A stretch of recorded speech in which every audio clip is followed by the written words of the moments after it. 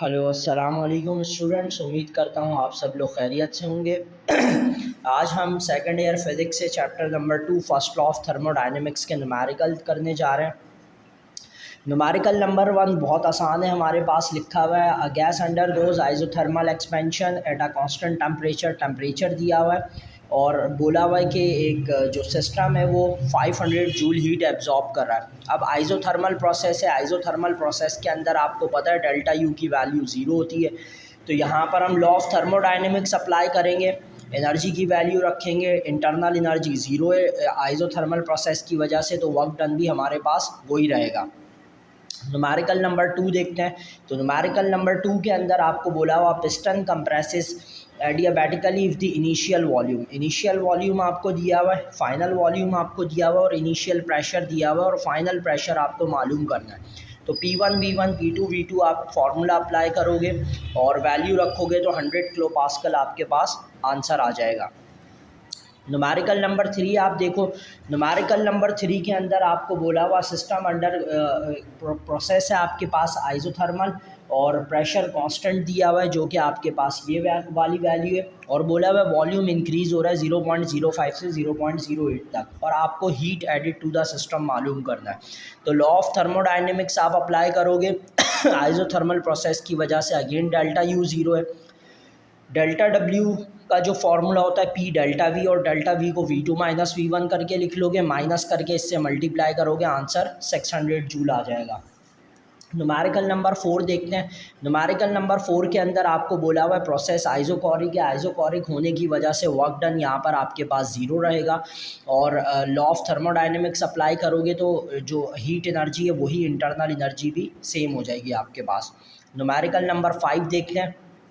Numerical number 5 जो है वो एक बार पेपर में आया हुआ है तो इसको छोड़ना मत, लाजमी तौर पर कर लेना। वॉल्यूम दिया हुआ है और दिया हुआ है क्यू इन और क्यू आउट, ये जो है डेल्टा क्यू यानी चेंज इनका हमें मालूम करना पड़ेगा। लॉ ऑफ थर्मोडायनेमिक्स अप्लाई करेंगे, प्रोसेस जो है हमारे पास वो आइजोथर्मल एक्सपेंशन लिखा हुआ है, अगेन आइजोथर्मल में डेल्टा यू जो है वो ज़ीरो हो जाएगा, डेल्टा क्यू की जगह पर हम Q in minus Q out कर देंगे तो वही जो वर्क डन है हमारे पास 500 जूल हो जाएगा।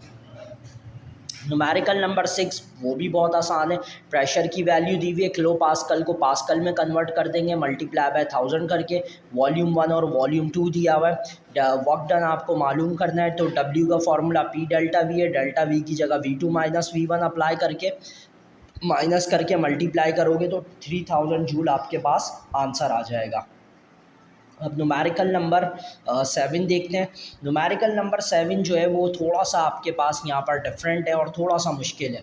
अब यहाँ पर इसको समझने के लिए आपको देखना पड़ेगा, लिखा हुआ है 50 ग्राम पीस ऑफ कॉपर यानी मास ऑफ कॉपर दिया हुआ है एट 100 डिग्री सेल्सियस और टेम्परेचर ऑफ कॉपर दिया हुआ है आपको 100 डिग्री सेल्सियस, इस placed in 200 gram of water, mass of water 200 ग्राम दिया हुआ है और लिखा हुआ है एट 20 डिग्री सेल्सियस यानी टेम्परेचर ऑफ वाटर TW लिख लेंगे 20 डिग्री सेल्सियस और लिखा हुआ है कि जैसे ही हम उस पीस ऑफ कॉपर को पानी के अंदर डिप करते हैं तो जो पूरे सिस्टम का फाइनल टेम्परेचर है वो हो जाता है 21.82 डिग्री सेल्सियस और साथ ही आपको स्पेसिफिक हीट ऑफ वाटर जो कि कांस्टेंट है वो दी हुई है और स्पेसिफिक हीट ऑफ कॉपर आपको मालूम करनी है।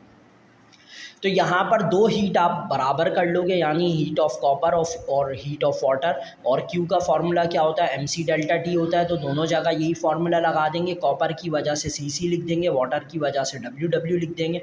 अब यहाँ पर सबसे इंपॉर्टेंट पार्ट है डेल्टा T को रिजॉल्व करना। अब डेल्टा T यहाँ पर हम लिखेंगे TC माइनस TF, क्यों? क्योंकि जो हाईएस्ट टेम्परेचर था कॉपर का पहले वो 100 था और फिर जब पानी में डिप हो गया बाद में इसका 21.82 डिग्री सेल्सियस हो गया, तो इसलिए TC माइनस TF। और इसी तरह वाटर का पहले 20 था और बाद में 21.8 हुआ है तो इसलिए इसको हाईएस्ट पहले लिखेंगे TF माइनस TW। सारी वैल्यूज़ को सब्सिट्यूट करेंगे, इनको माइनस करोगे, माइनस करके इससे मल्टीप्लाई करोगे, ये आंसर आ जाएगा। इन दोनों को मल्टीप्लाई करके इसको माइनस करोगे, जो आंसर आया इससे मल्टीप्लाई करोगे तो आपके पास ये आंसर आ जाएगा। इसको यहाँ डिवाइड करोगे तो स्पेसिफिक हीट ऑफ कॉपर 0.389 आ जाएगी।